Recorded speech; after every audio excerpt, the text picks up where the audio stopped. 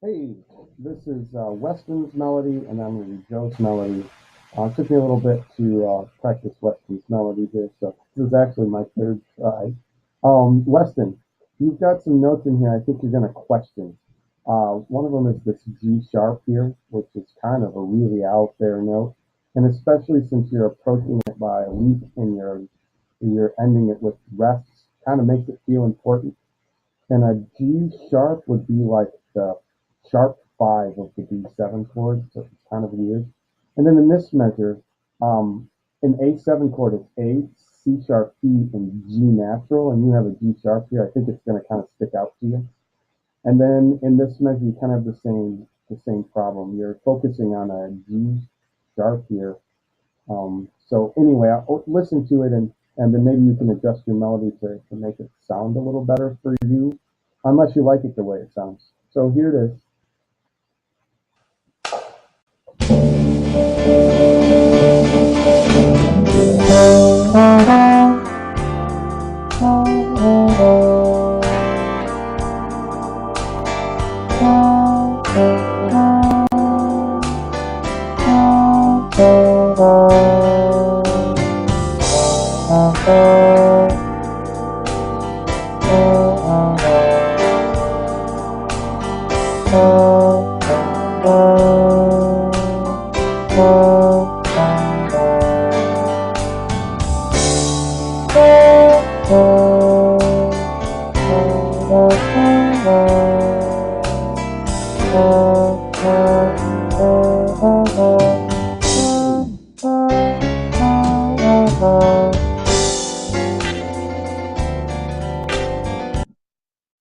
So perhaps if I'm playing again, I'm sorry I messed that rhythm up there, but I think I played the rest right.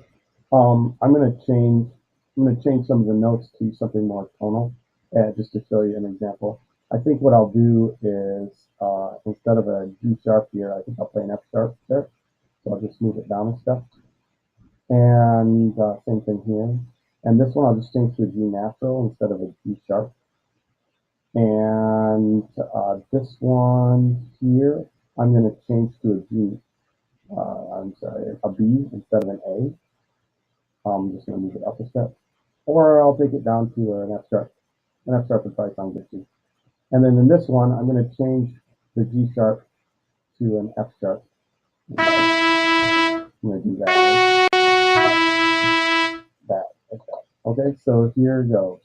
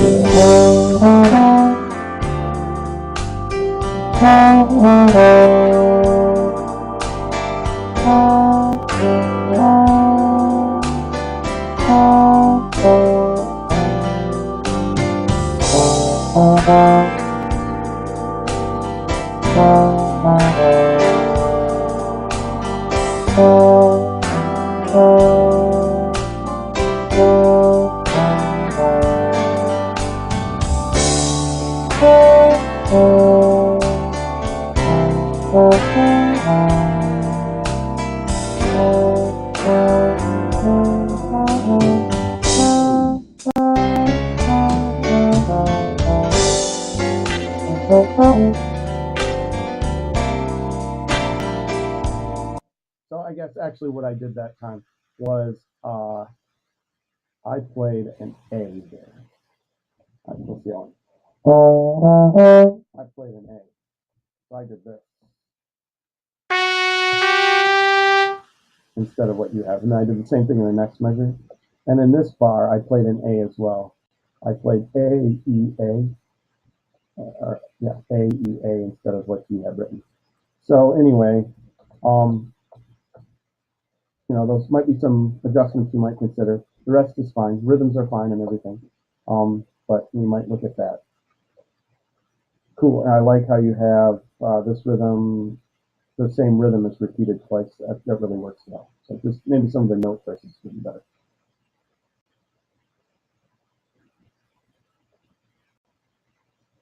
Okay. That was Weston's track. Now this is Joe's track. Joe wrote a walking bass line. I'm going to try to play it on trombone. I had to find a different backing track one, the one that had no bass in it. You'll notice that, and actually you might have noticed on the last one that had an extra chord change.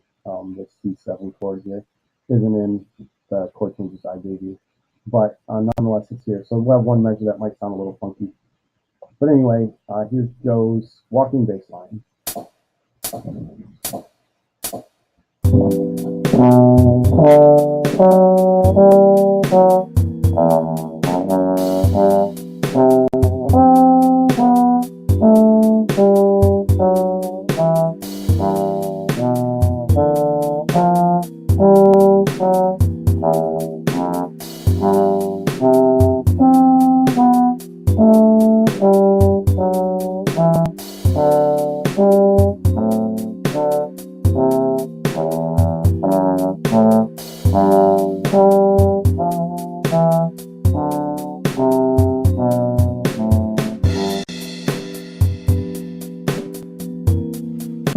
Okay, Joe. Here's what's got to fix. G7 chords, they're not F sharp, they're F natural. So you need to make sure you don't have F sharp if you're going to outline the chord. So you did. You need that sound, not because that would be an F, a G7 chord. You're giving the impression of the wrong chord change there. Now you can approach measures by half step. That's a normal thing to do. Like this one here might work okay, but this one implies something else because you have an arpeggio here. You be careful there. It's okay to leap by an octave, but you should try to leap octaves in a chord tone. So it might be better to leap.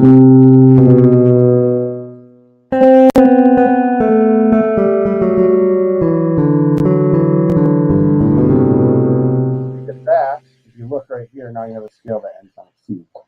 So you get. And then you leave yourself a nice chord. And again,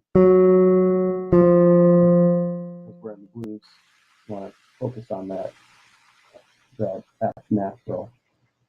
So I'm going to play this first couple measures one more time with the backtrack so you can hear what the changes sound like.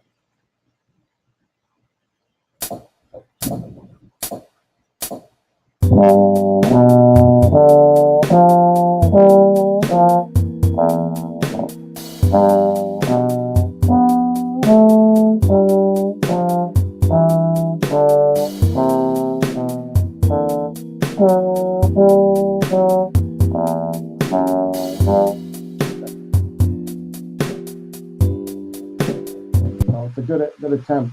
What you have to do is, pull up a track like this and play it with the bass and listen. Just use your ears. If something sounds wrong, try changing it up or down a note or a half step or a whole step, and it'll probably sound right. So that's cool. Another thing you want to consider, watch out for these big, large leaps that go down to a dissonant tone. So you've got an F, which is really dissonant in C7, and an E, which is really tonal in C7. But leaving this note to that note might not sound like good voicing, because even if that note was here, it's still kind of bad voice singing. So, I mean, what were you going to do? If you were going to approach it, you might approach it from a G or a E or an F, right? So maybe think, maybe that might even work. See, that goes down and leads up. So you can do something like this.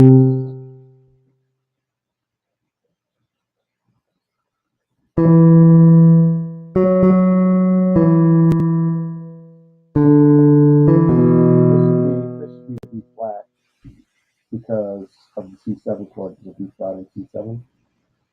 So now that would probably.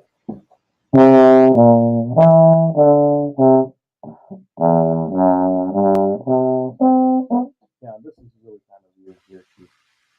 Try to be a little bit more stepwise, and it's okay to do a couple large leaps, especially if you're going from one note to the same higher note. But yeah, it's kind of strange. So use your ears, work on it. You've got a good start there. So.